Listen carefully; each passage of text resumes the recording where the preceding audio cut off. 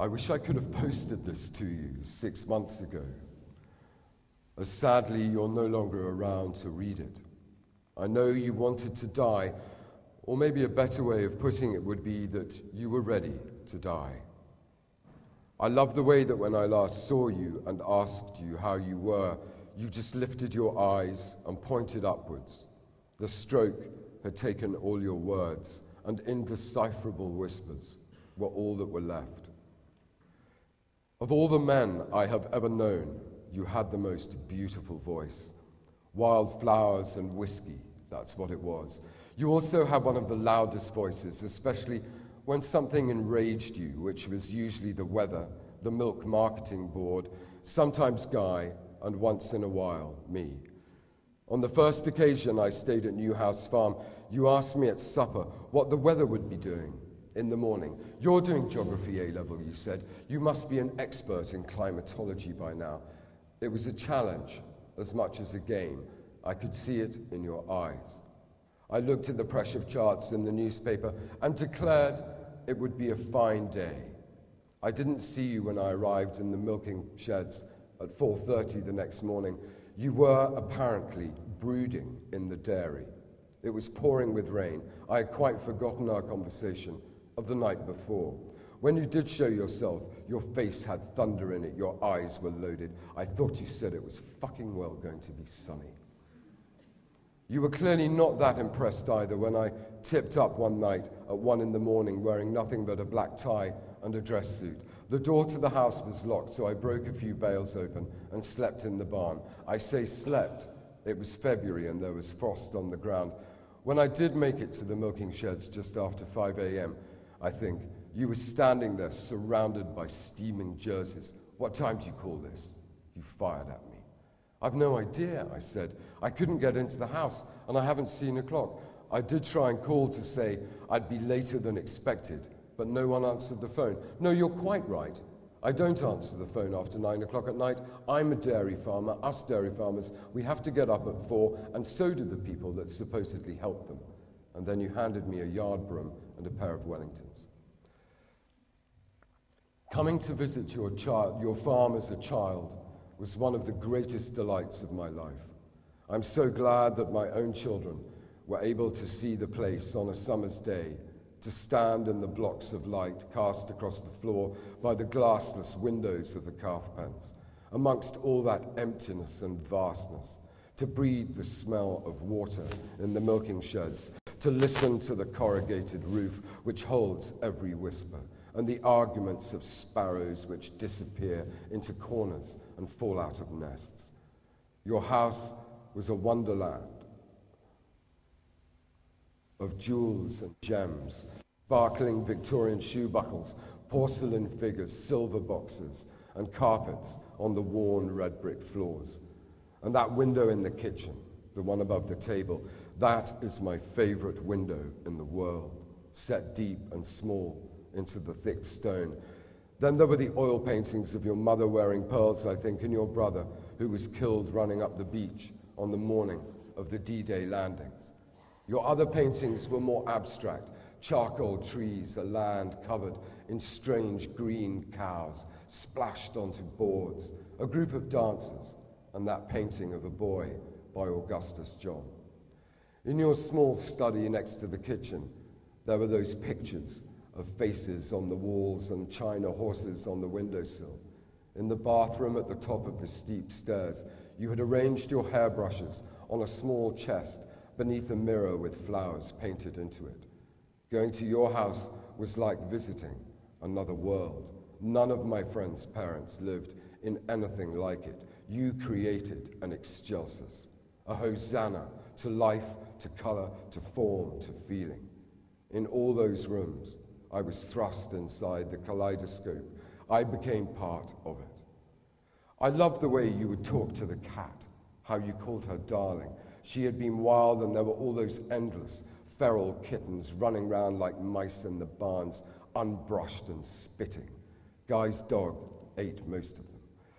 Anyway, the cat too fell under your spell, like everyone who came to Newhouse Farm. You created beauty, not to impress or because there was any financial gain in it for you, There was nothing ostentatious about your home. You were a tenant farmer. You didn't own a brick to your name. No, it was just because you enjoyed it. For you, beauty was a creative act. It wasn't about ownership. It was about enjoyment. Your garden was the same. I'm sure some people might have called it a mess. You just brought the odd plant and let things happen around them. You were the only man I knew as a child who loved roses. I guess I realized you were gay in my teens. Daphne, my mother, would always deny it, but I think she was in love with you once. All women loved you. They adored you, but you never let them close. They heard the voice, saw the dancing eyes, and I would imagine 10 seconds later, they were dreaming. And I loved you too. I loved you from the first moment I met you, limping around your kitchen. I must have been about 10 years old. Do you know what this is? It's the most up-to-date appliance I have in this kitchen. You asked, and you took my sister and I by the hand and led us to a can opener mounted on the wall. It's this. They're marvelous things, so modern. And you proceeded to open cans of Coca-Cola for us. And you understood things. You understood how fascinating birds' eggs were, maybe because you recognized what jewels were. And when I came back inside, having relieved a blackbird of one of her eggs, you held it in the palm of your hand and told me how beautiful it was. And I knew that you really knew how beautiful it was to me. No one else did. They couldn't feel it, but I knew you could. You knew how really beautiful it was. You also knew pain.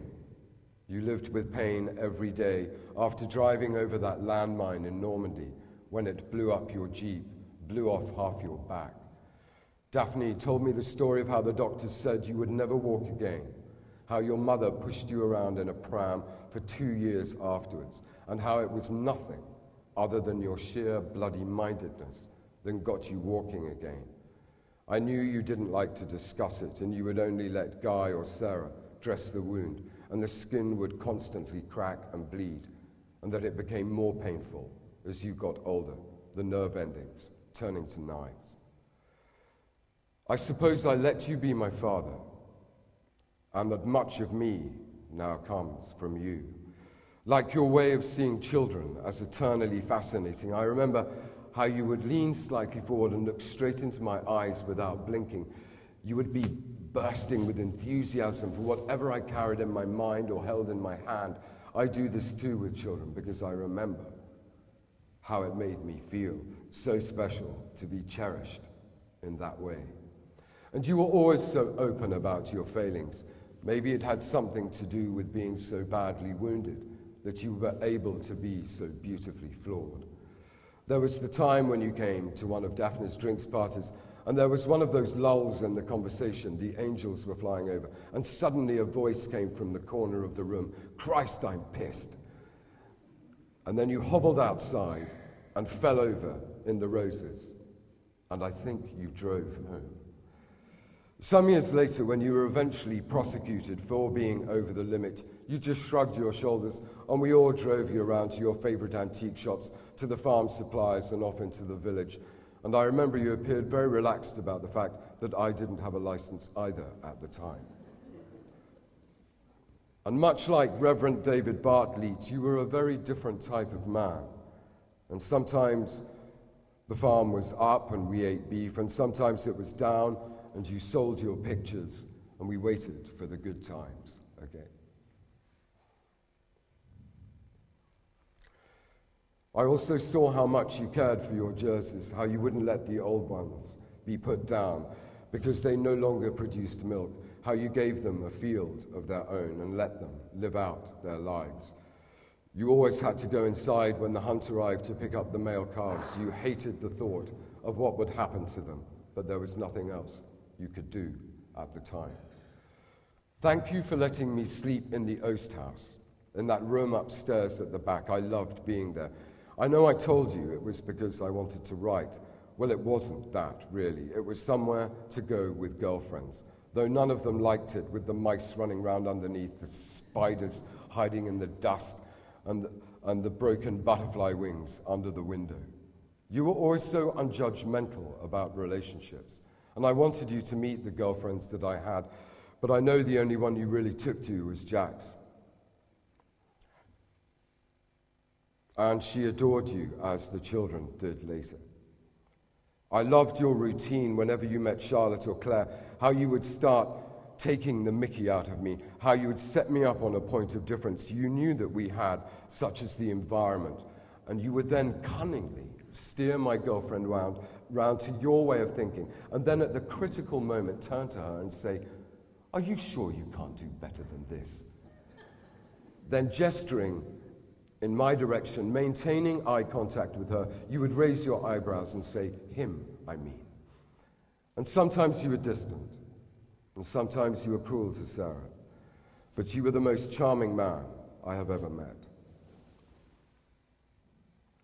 I loved the way we would talk about pasture and films, God and woodpeckers, and all the names you gave your cows: Clarissa, Melody, Birthday, Cecilia.